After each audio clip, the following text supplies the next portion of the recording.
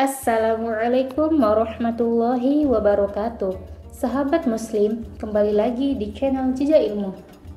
Pada video kali ini, kita akan mengisahkan kisah pemuda yang dinikahkan karena memakan apel yang jatuh dari kebun. Sebelum lanjut ke videonya, pastikan kalian semua telah menekan tombol like dan subscribe agar kalian tidak ketinggalan konten-konten bermanfaat lainnya.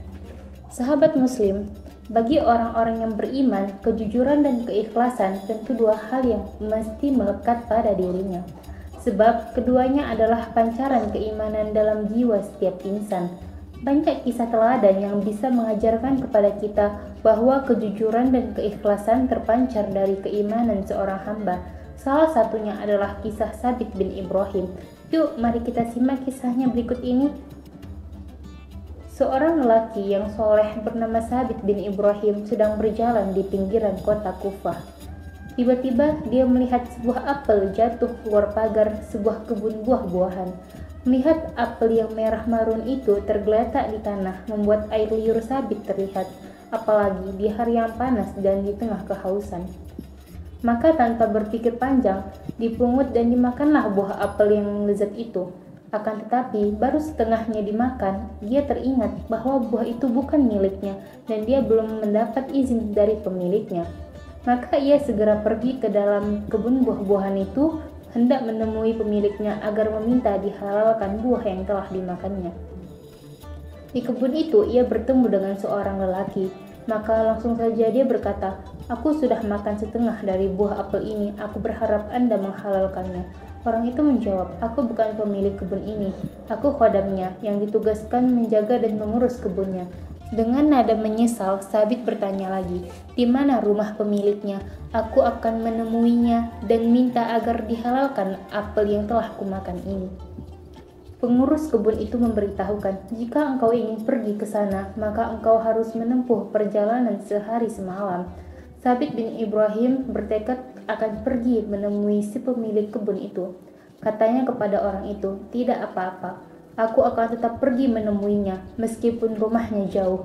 Aku telah memakan apel yang tidak halal bagiku karena tanpa izin pemiliknya." Bukankah Rasulullah Shallallahu Alaihi Wasallam sudah memperingatkan kita melalui sabdanya, "Siapa yang tubuhnya tumbuh dari yang haram, maka ia lebih layak menjadi umpan api neraka." Sabit pergi juga ke pemilik kebun itu, dan setiba di sana dia langsung mengetuk pintu. Setelah si pemilik rumah membukakan pintu, Sabit langsung memberi salam dengan sopan seraya berkata, "Wahai tuan yang pemurah, saya sudah telanjur makan setengah dari buah apel tuan yang jatuh ke luar kebun tuan. Karena itu maukah tuan menghalalkan apa yang sudah kumakan itu?" Lelaki tua yang ada di hadapan Sabit mengamatinya dengan cermat. Lalu dia berkata tiba-tiba, "Tidak, aku tidak boleh menghalalkannya kecuali dengan satu syarat." Sabit merasa khawatir dengan syarat itu karena takut ia tidak dapat memenuhinya. Maka segera ia bertanya, "Apa syarat itu tuan?" Orang itu menjawab, "Engkau harus menikahi putriku." Sabit bin Ibrahim tidak memahami apa maksud dan tujuan lelaki itu. Maka dia berkata, "Apakah karena hanya aku makan setengah buah apelmu yang keluar dari kebunmu, aku harus menikahi putrimu?" Tetapi pemilik kebun itu tidak memperdulikan pertanyaan Sabit. Ia malah menambahkan, katanya, "Sebelum pernikahan dimulai, engkau harus tahu dulu kekurangan-kekurangan putriku itu. Dia seorang yang buta, bisu, dan tuli.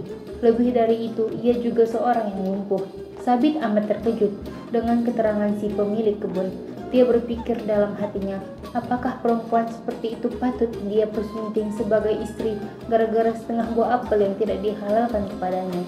Kemudian pemilik kebun itu menyatakan lagi, "Selain syarat itu, aku tidak boleh menghalalkan apa yang telah kau makan." Namun Sabit kemudian menjawab dengan mantap, "Aku akan menerima pinangannya dan pernikahannya. Aku telah bertekad akan mengadakan transaksi dengan Allah Rabbul Alamin. Untuk itu, aku akan memenuhi kewajiban-kewajiban dan hak-hakku kepadanya, karena aku amat berharap Allah Subhanahu wa Ta'ala selalu meridhoiku dan mudah-mudahan aku dapat meningkatkan kebaikan-kebaikanku di sisi Allah Subhanahu wa Ta'ala." Maka pernikahan pun dilaksanakan. Pemilik kebun itu menghadirkan 2 saksi yang akan menyaksikan akad nikah mereka. Sesudah perkawinan selesai, Sabit dipersilakan masuk menemui istrinya.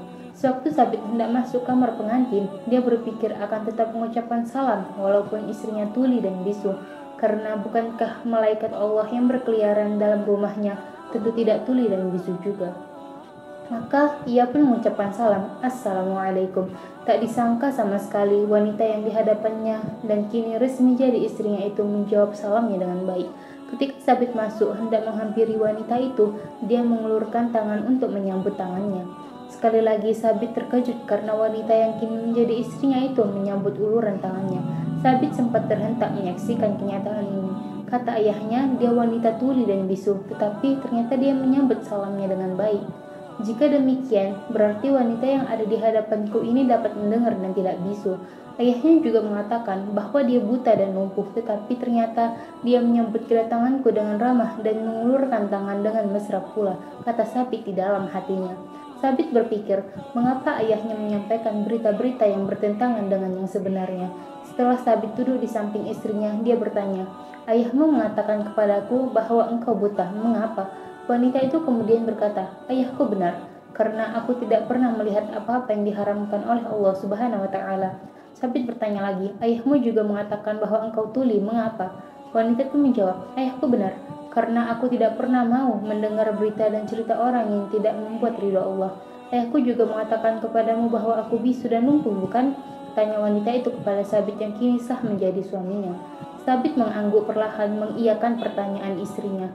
Selanjutnya wanita itu berkata, aku dikatakan bisu karena dalam banyak hal aku hanya menggunakan lidahku untuk menyebut asma Allah Ta'ala saja. Aku juga dikatakan lumpuh karena kakiku tidak pernah pergi ke tempat-tempat yang akan menimbulkan kegusaran Allah Ta'ala. Sabit amat bahagia mendapatkan istri yang ternyata amat soleha dan wanita yang memelihara dirinya.